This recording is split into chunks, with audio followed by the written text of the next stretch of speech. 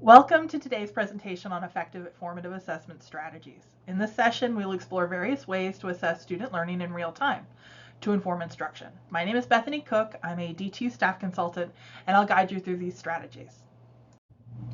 Formative assessment is all about discovering what students know while they are still in the process of learning.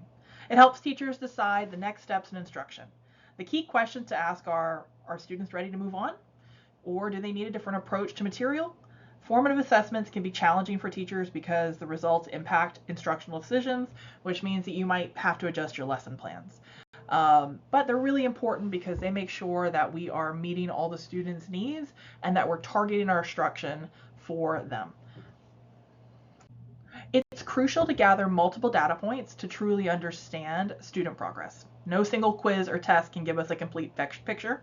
Formative assessments should be kept simple and low stakes, focusing on progress rather than grading.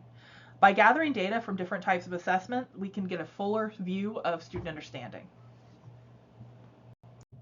Entry and exit slips are an easy way to check student understanding, using the time at the beginning or at the end of class. With tools like Padlet, Google Forms, Poll Everywhere, we can ask students to summarize what they remember or reflect on in their learning. Even paper-based exit tickets work well. Just categorize them into piles to see where the class stands as a whole. A strategy I recommend is having piles where you have students that got it, students that sort of have it, and students who don't have it. You don't even have to do the sorting yourself necessarily. Students can self-assess and kind of like put it in pockets, or you could have their neighbor, like maybe you have a math question that they're having to solve, and then their neighbor can kind of evaluate where they're at. And this kind of self-reflection and peer reflection can help you understand where your students are and who needs help. Low stakes quizzes or polls can help us assess student learning quickly. Tools like Quizlet, Kahoot, and Gimkit are interactive and fun for students, and they provide teachers with immediate feedback. These quizzes should carry low point values or no point values to reduce pressure on students, but still give teachers useful data on where students need additional support. Dipsticks are quick assessments, meant only to take a few minutes. Examples include having students explain a concept in a letter or a drawing, a diagram to show what they know. This is a fast way to check for understanding without taking up too much class time. As teachers, we can take quick observational notes or use tools like a checklist to help us check their progress. Interview assessments are a great way to get a deeper understanding of what students know. These are casual chats where students explain what they've learned.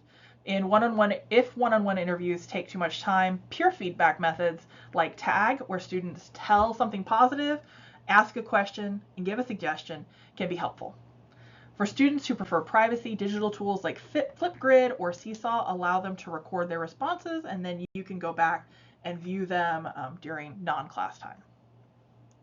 Sometimes incorporating art into formative assessments can be highly effective.